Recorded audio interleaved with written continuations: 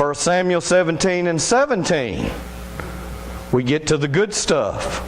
This is ordained by God. 17 and 23.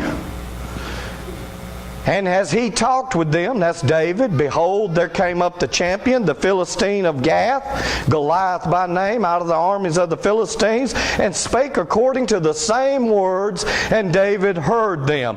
You see, Goliath is not only a big man, but he's got a big mouth.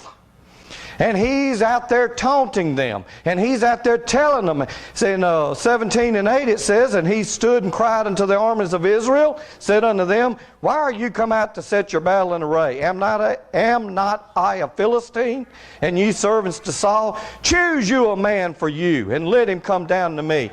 If he be able to fight with me and to kill me, then will we be your servants. Cheryl, he's out there taunting.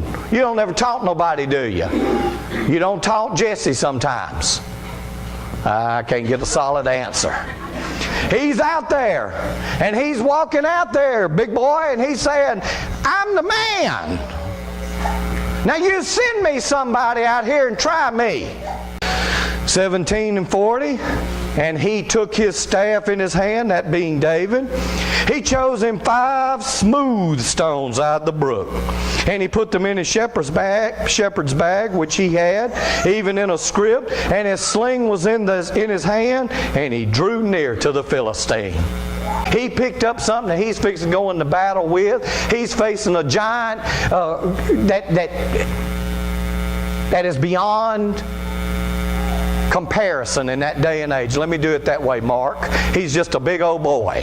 5 smooth stones. We can go over there while there was 5. Everybody know. I know David knows because we had talked about it.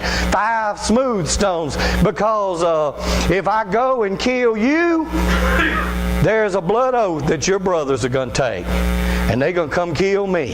That's just the way it is. And he knew that there was already 4 more brothers or 4 more close relatives, whether it be uncles or whatever it was. There was 4 more he knew he was going to have to deal with when he killed that big old boy. Now, if you just off the surface of that, you say, well, what's the significance? The significance is he knew he was going to kill Goliath, or he wouldn't have picked up the other 4, Chris. But he knew he was going to have to tangle with them later on. So he picked up 5, because he says, I got 1 for big boy, and then I'm going to get the other 4 when the time comes. They do succumb. We could read about that story later. They are killed by the servants of David.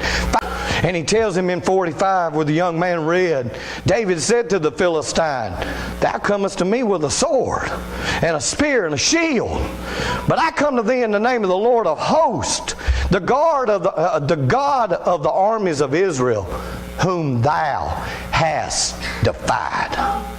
And he tells him this day. I want you to understand, he says this very day.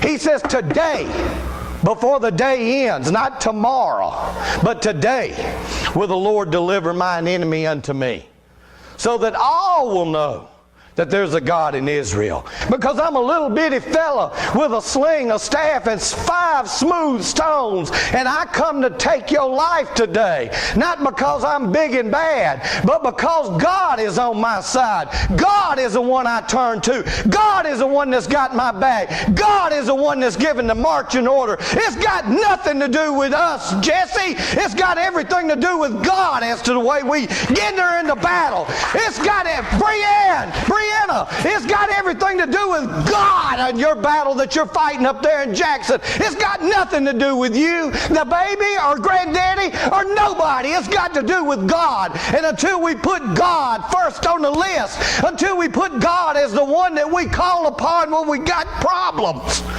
we can't do it.